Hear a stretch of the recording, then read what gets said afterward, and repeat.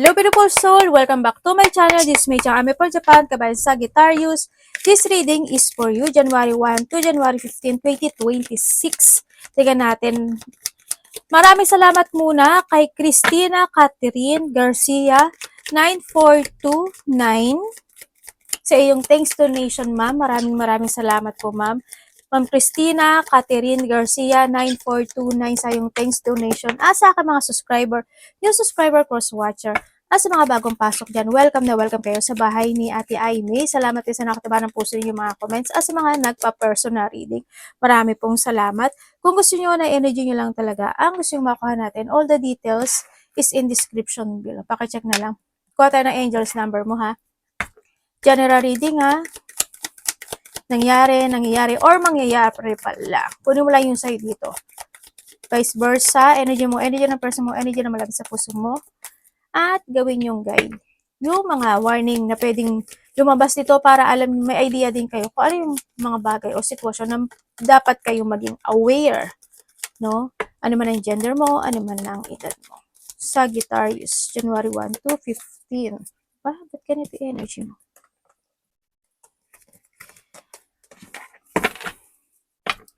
Sagittarius. Angel numbers. Meron kang 222. Baka nakakita ka ng mga repeating numbers. 1616 and 222. Alignment. Ibig sabihin, Sagittarius is a time na kailangan mo i-alignment ang sarili mo. Yan. Connect yourself. No? Ang nakikita ko dito, or nandito na rin yung, tanda mo, life is choices. Kumbaga, tayo at talaga ang pipili sa buhay natin na magiging. No? Kaya wala tayong, tulad na palagi ko sinasabi, wala tayong pwedeng sisihin na kahit na sino man. Kasi always the choices in ours.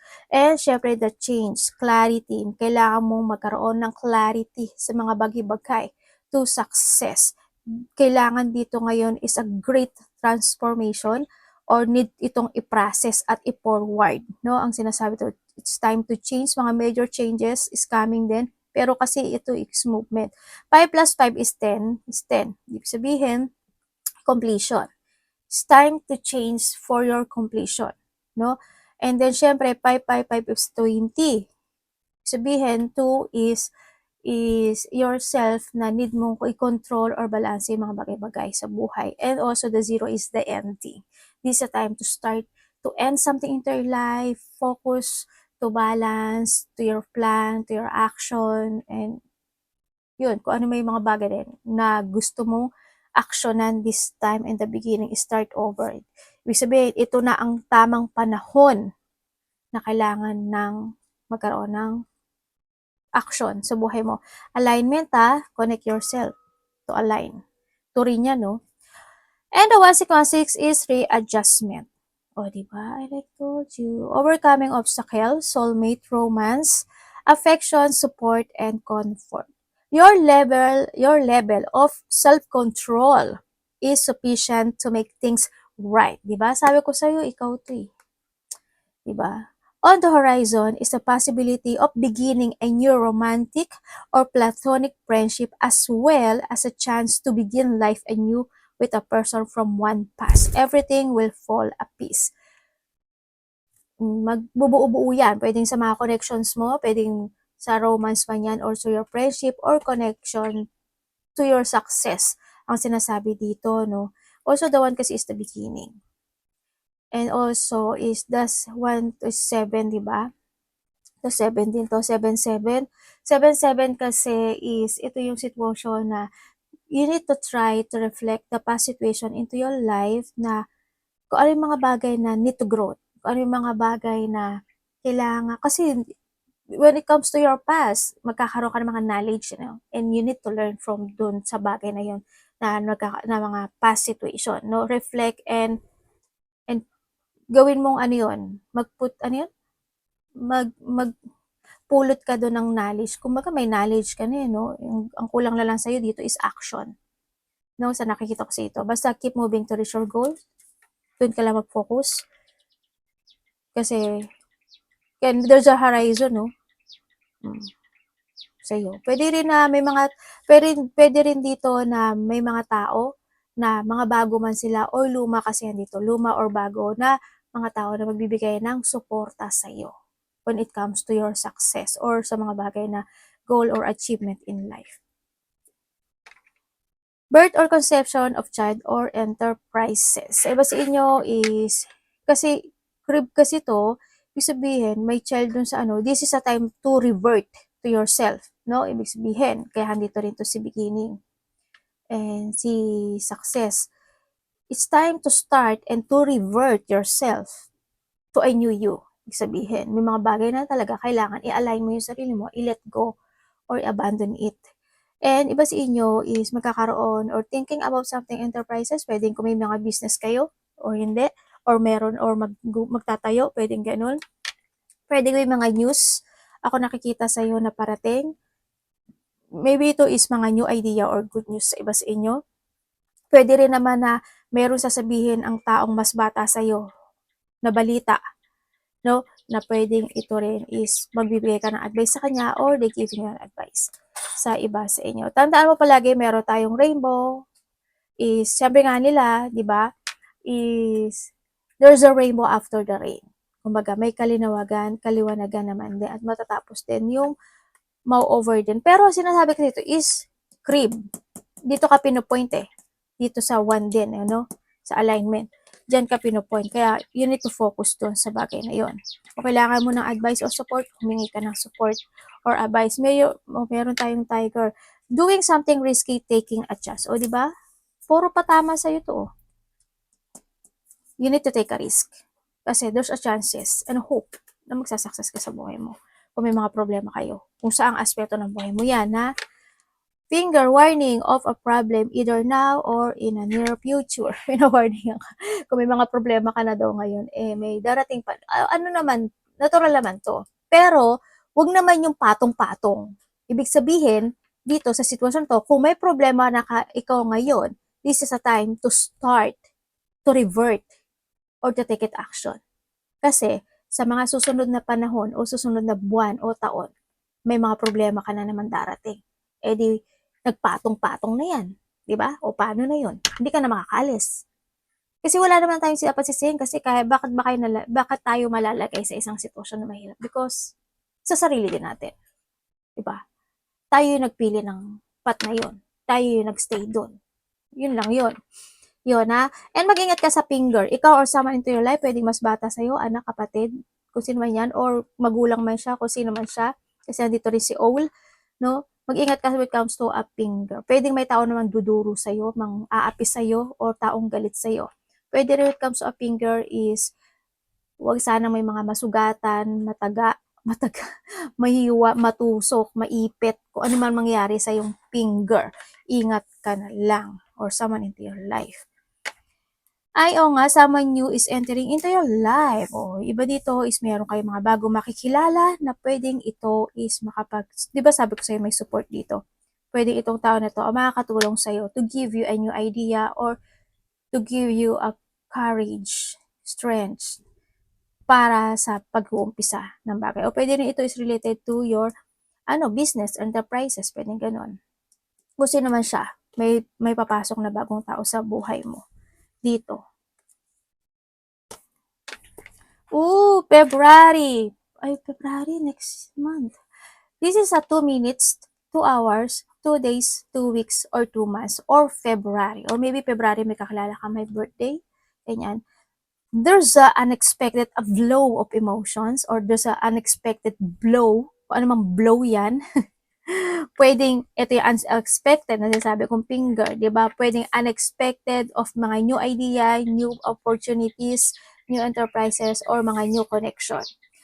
Also, this is a problem. May mga naganap o nangyari na maaring unexpected na hindi mo inasahan na magiging ganun yung resulta. Kaya sinasabi niya rin dito, tinuturo niya sa'yo na this is a time to revert or isaayos ang mga bagay-bagay.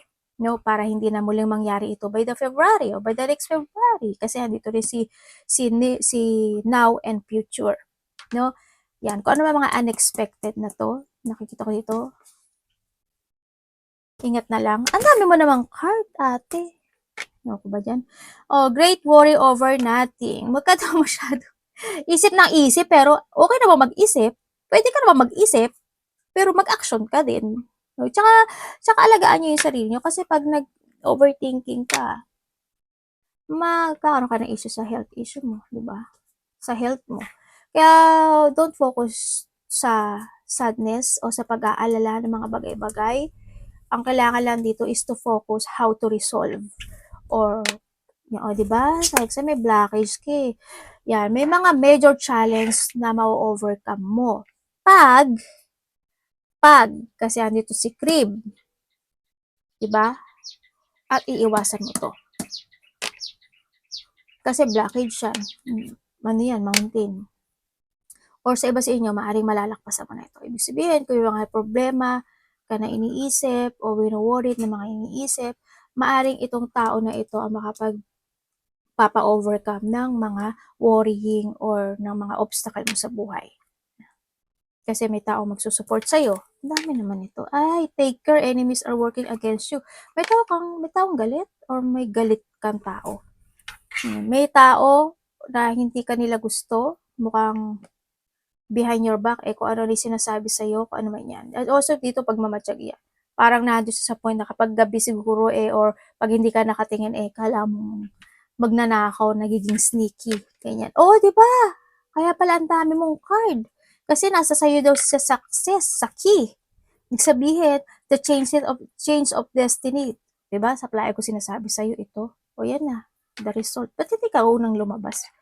Success overcome to your problem. The key is in yours. May mga mag-a-unlock sa'yo. May mga darating na opportunity sa'yo. Depende na lang yon kung mag-a-action ka or hindi.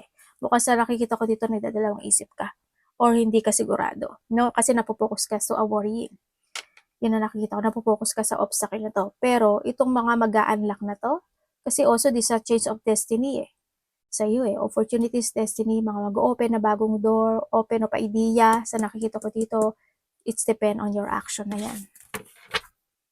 Tandaan mo, the answer, the fulfillment, the destiny, and pagbabago ng buhay, ganyan, is in yours. Pwede rin na may mga related ang susi. Diba? Baka because of the enterprises, baka may mga magbubukas ng mga bago business, maliit man yan o malaki, o nagkakaroon ka ng key about something, businesses or kaperahan. No, actionan mo siya. Energy. Pag dito ka nagtutok, wala na. Tatangayin ka. Pabalik. Dapat pasulong ka, hindi pabalik. Ganun. Lumipad ka. Ate, ano ko panicky? Hindi. Explore yourself. Explore lang na explore. No, explore ka lang na explore. Yan lang. Your energy. Ang low ng energy mo, no? Okay, when it comes to your energy, so nakikita ko sa dito, ang low ng energy mo kasi siguro nandun ka sa point na masaya naman, pero may mga inaalala ka siguro, lalo na pagdating sa pera, business, pera, trabaho, yun na nakikita ko sa'yo. Pwede iba dito is relationship kasi may cups tayo. Kung naman yan, nandun ka sa point na napanghihinaan ka ng loob sa mga bagay-bagay. Hindi naman siguro totally, pero naglabas kasi ito. Napakahinaan ka ng loob kasi there's a low energy ako nakikita dito. Kung hindi mo siguro alam paano isaayos yung mga bagay-bagay o sitwasyon mo sa buhay mo. Nandun ka sa point, paano ba mag-umpisa? Paano ba mag-new beginning? Paano ba gawin yun? Paano ba ma-fulfill yun? Paano ba ganito? Paano ba action na yun? I-transform. Nandun ka sa point na yun. Basta ang sinasabi dito is may mga magbubukas nga na bagong pintuan sa'yo. Kung na kailangan mo ng support na magagaling ito sa iyong pamilya, gawin mo. Sa nakikita ko dito, kailangan mo lang din magsalita, no? Actually, may mga offer nga sa'yo na binibigay sa universe, no? Na maaring ito is matagal na kaso hindi mo lang siguro na-actionan din dito, no? May mga bagay ka talaga na kailangan mo nang i-develop, ganyan. Kailangan mo nang actionan. Sa iba sa inyo, maaring na doon, it's more on sadness. Medyo delikado yung iba, danger, ano? Nakikita ko dito siguro when it comes to money yan, medyo danger siya. Yun. Sana hindi kayo to. Ang nakita ko, trabaho man yan. Or pwede rin na may tao dito na malapit sa'yo na may health issue. Ako na nakikita dito. Sa energy mo, yun, nandun ka sa point. Masaya na malungkot na parang sinasabi mo na, gusto ko nang matapos yung problema ko, gusto ko nang matapos yung mga bagay-bagay o sitwasyon, nandun ka na sa point na yun. Pero magpakatatag ka lang dito, no? So, nakikita ko sa'yo dito. Kasi maaayos din naman yan. Kasi marami namang offer. Ito mo na dito sa ICQ. Ano parating sa kanya? Pwede rin na dito ka sa pilit ka nagpapakasaya. Pero deep inside, may mga problema ka na kinikim-kim. Mga emotions. Pwede rin na panghihinaan ka ng loob parating. Ayan o, the full o parating sa'yo. Diba? Ay, ganun. Tingnan natin. Anak ba ka? Dito, dito. Universe, paka-explain mo nga sa akin to. Okay. Ang parating sa'yo, sa nakikita ko sa'yo dito, okay ka naman dito sa sitwasyon, no? Okay ka naman. Kung titingnan ko dito, nakakain ka naman. Totally, nabibili mo naman din yung gusto mo. Hindi man lahat, pero nagkakaroon naman ng blessing kahit papaano. Yun nga lang, siguro may mga bagay lang talaga na napopokus ka talaga sa painful na sitwasyon mo this time, no? Kaya ang nangyari sa'yo, natatrap ka dun, nai-stuck ka dun. Kaya kinakailangan sa'yo is kailangan mo i-release yung sarili mo doon, no? Kailangan meron kang mental strength at meron kang clear mind doon sa focus. Tandaan mo palagi na, di ba sabi ko palagi sa'yo na the key is in yours and the choice is always available is in yours, di ba? You need to focus and take it action lang talaga sa nakikita ko dito. Mag-focus ka and have a clear goal, ano ba yung layunin mo, magplano ka, always think advance lang, no, sa mga bagay na action mo. Kasi ba sa inyo, may mga problema talaga kayo sa pera, no, sa iba, or handun din yung may mga nagkakaroon, hindi sana lahat, wag sana lahat, kasi dito is maybe this the past, or sana wag mangyari man sa iba, bad news. Nagkakaroon ng bad news or nandito yung sitwasyon na nagkakaroon ng mga pagpapaliban. Maaaring na doon ka rin sa point mo na may mga bagay din na hindi mo nagagamit yung common sense. Ganyan, hindi ka nakaka-focus. Pwede rin yun, hindi ka nakaka-focus or hindi mo nagagamit in advance when it comes to your common sense. Kumbaga, is hindi mo napag-iisipang maigi. Nandun ka sa point na yun. Kaya ang nangyari sa'yo, walay. No, walay. Kaya andito rin si Paul. Sinasabi sa'yo, this is a time to start a new beginning in life. Siguro sa iba talaga sa inyo, but comes sa money, medyo may hirap talaga or may mga problema talaga, frustrations in life. Mag-focus ka lang sa pangarap mo sa buhay mo. O ibig sabihin kasi dito, may mga pangarap ka sa buhay na hindi mo makamit or nahihirapan kang makamit. Or paano ba nga ba talaga? Diba? Yan ang nandito sa sitwasyon na to. Nagkakaroon ka ng victim mentality or self-imprisonment. Pwede rin na nalilito ka dito sa sitwasyon kung paano paano nga ba talaga gawin. Parating sa'yo rin, sa nakikita ko dito, is may mga satisfaction naman yan. May mga kasiyahan, hindi lang ganun kalaki, pero at least, iba masaya. Wag ka maging whale. Yun, may mga positivity is coming pa rin, kahit papaano. Siguro lang, hindi lang ganun sa expectation mo, pwedeng ganun sa iba. And also, there's a union. May biglang magaganap o mangyayari na pwedeng may tao makikipag-usap sa'yo. Pwedeng ito is karelasyon mo. Pwedeng ito is related din to a job, no? Na pwedeng papasukan ng iba, pero parang nag-iisip ka dito. May mga worry, stress, anxiety, depression. Try to work it out, may mga bagay na need to heal, i-heal na. Put some effort talaga dito to develop or to improve something into your life. Balancing lang ang nakikita ko sa'yo. Parating din sa'yo is, magkakaroon ka daw ng biglaang connection or may tao na biglang may either partnership or commitment. Pwedeng bagong trabaho rin kasi ito sa nakita ko dito. Kaso, hindi mo alam kung tama or gusto mo, parang nagdadalawang isip ka kasi dito sa sitwasyon. Yun na nakikita ko sa'yo dito.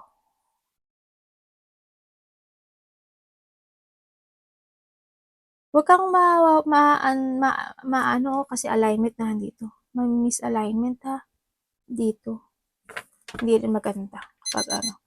Kailangan, sa iba sa inyo is, you need to reset yourself or may mga dapat na i-reset sa buhay mo or handun ka sa point na you will back from the zero or from the top or from the beginning. Or need, kasi andito si Crib. Dapat iwasan ni Sagittarius. Ikaw lang, ang dami.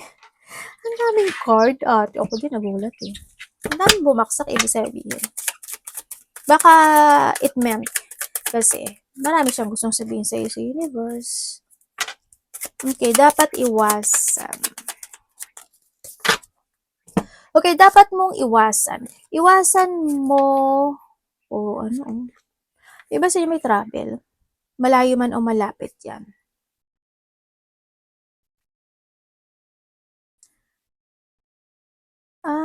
You try to work it hard any situation in your life kung saan man yung aspect, pero nagkakaroon ka ng blockage dito. You are feeling trapped. Nagkakaroon ka rin ng doubt. Feeling mo walang nakakaintindi or walang nakakaunawa man yan or nandun yung sadness na parang feeling mo is walang gustong tumulong sa'yo.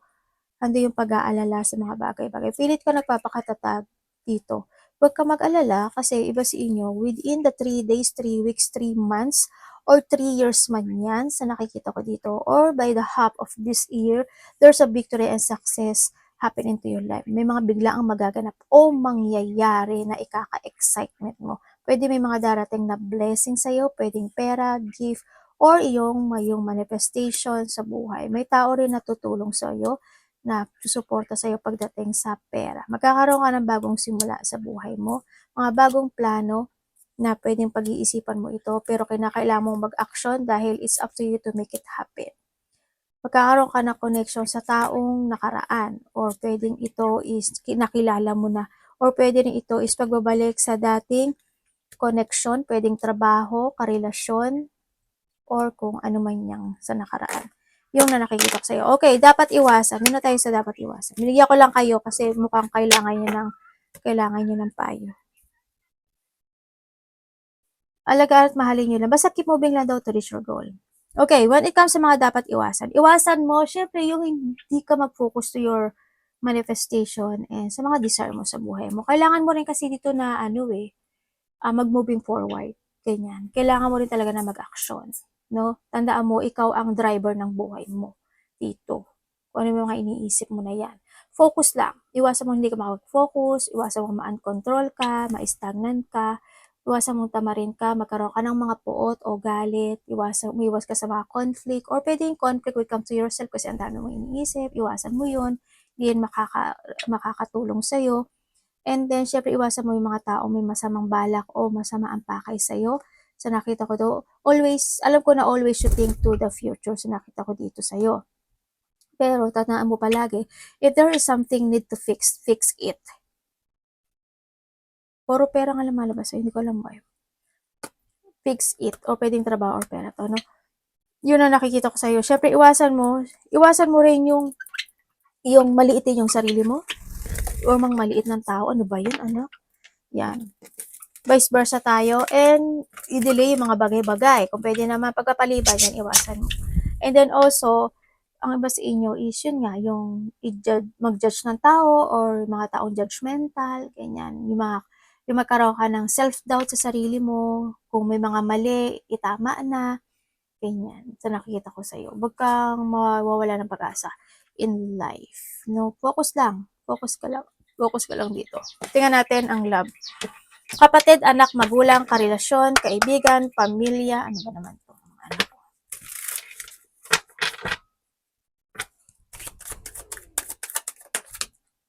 Love.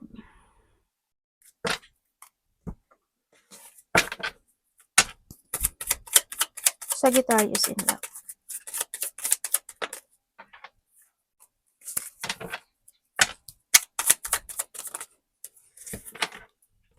When it comes sa love, kung ikaw is single,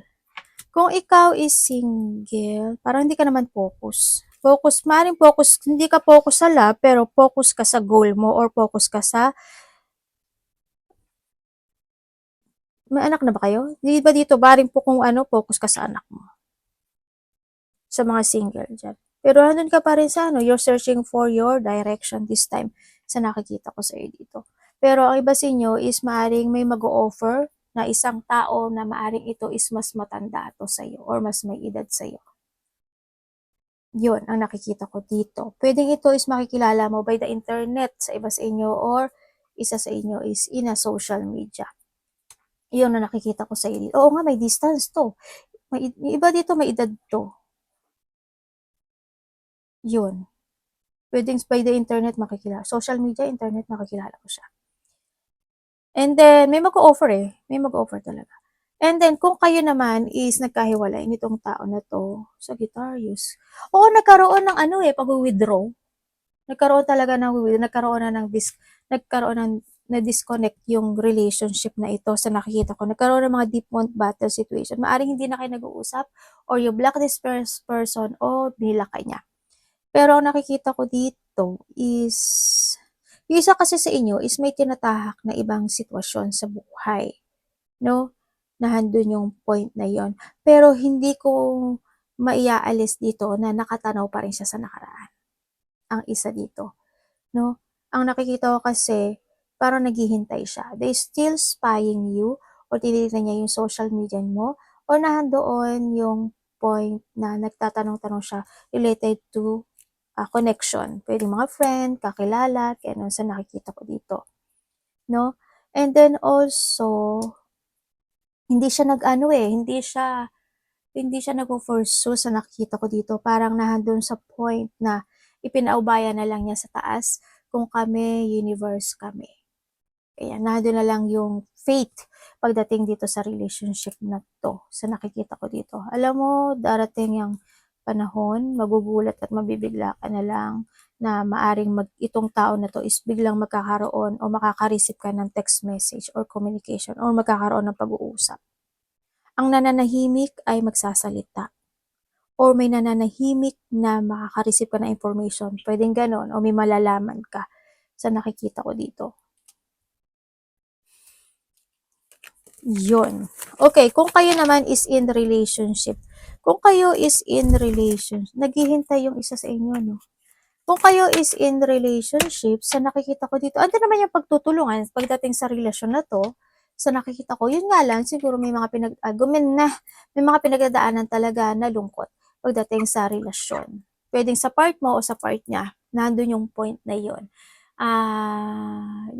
Isa sa inyo or both, nagkakaroon ng mga loneliness or feeling loss sa pagdating dito, no? May mga bagay din, may tao na ano, no? Ibig sabihin, may problema ka sa family. Either family niya or family mo or connection niya or connection mo. Nandun sa point. Kasi ang nakita ko dito, may tao dito na maaring binabackstab ka niya. Sa mga walang third party to yun ang nakikita ko. Pwedeng sabyanan to no? O sa mga magulang. Kasi may pagbabackstab, may mga pagbe-betray. Yun ang nakikita ko dito. Sa mga may third party, alam niyo na yun. Nagbubulag-bulagan na lang siguro kayo. Diba? Hindi sa point. Ate, may kausap ba siya? Oo, meron. Pero, ay, baluga.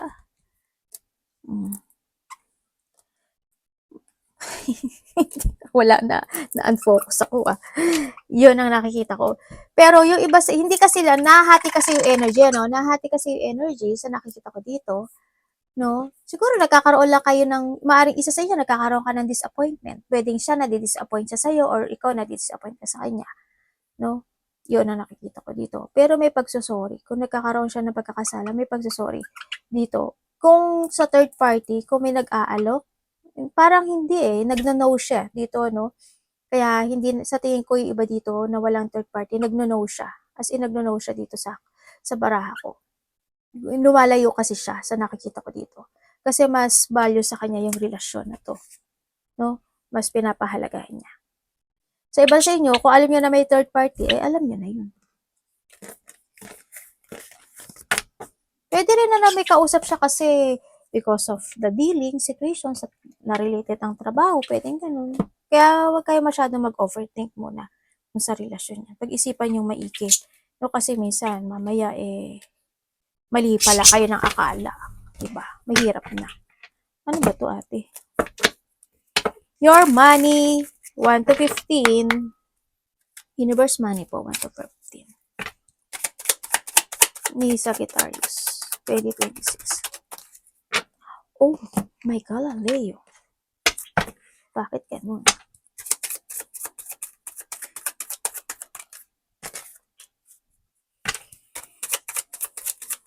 Money po niya? Ayaw nga, ikaw pinagaan. Okay, when it comes to your money. Sa money mo daw, alam mo naman daw, palagi ko to na ano sa'yo. Alam mo naman daw kung bakit ka napunta sa pwesto mong yan. Oo nga, universe, alam niya. Kumbaga, hindi mo lang talaga pinag-isipang maigi. Kaya sinasabi sa'yo dito, keep moving lang. Kasi dito, pagdating sa pera mo, nandun yung fear, worrying, anxiety, stress, nagkakaroon ng mga delay, ganyan. Nandun yung maaring nandun ka sa point na hindi ka rin gano'n na nag-ingat, no? Yan. Na-overwhelm ka siguro sa mga bagay-bagay, but this time, is this a time to make a plan new or you need to keep moving to reach your goal. Pero in the half year or 6 days, 6 weeks, 6 months or by this half year of 2026, there's something happen ako na nakikita sa'yo na magkakaroon ng pagbabago pagdating sa pera mo. But, it's up to you to make it happen. Maari kasi may mga goal or opportunities na darating sa'yo na dapat mo na actionan. And pag na-actionan mo, yes, we have the 10 of Cups. Will be success. Kung ipo-pursue mo yung bagay na yun, a-actionan mo yung bagay na yun, kasi this is the breakthrough para sa'yo na gawin yun sa pagbabago na to. Kasi you will be stable at babalik ang iyong sarili at yung confidence mo. Oh, magiging maganda siya, oh. Actionan mo to. As in, magbabago ang buhay mo. Magiging maganda. Completion, no? And then, when comes sa money naman, or trabaho man ito, or blessing man ito, nako po, may tao na magbibigay ng support sa'yo. Or may hihingi sa'yo ng suporta pagdating sa pera, bata, or mas bata to sa'yo. Vice versa. Advice po.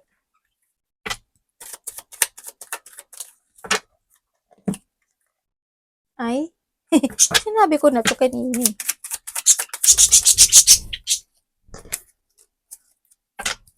Opo. Okay, when it comes to advice.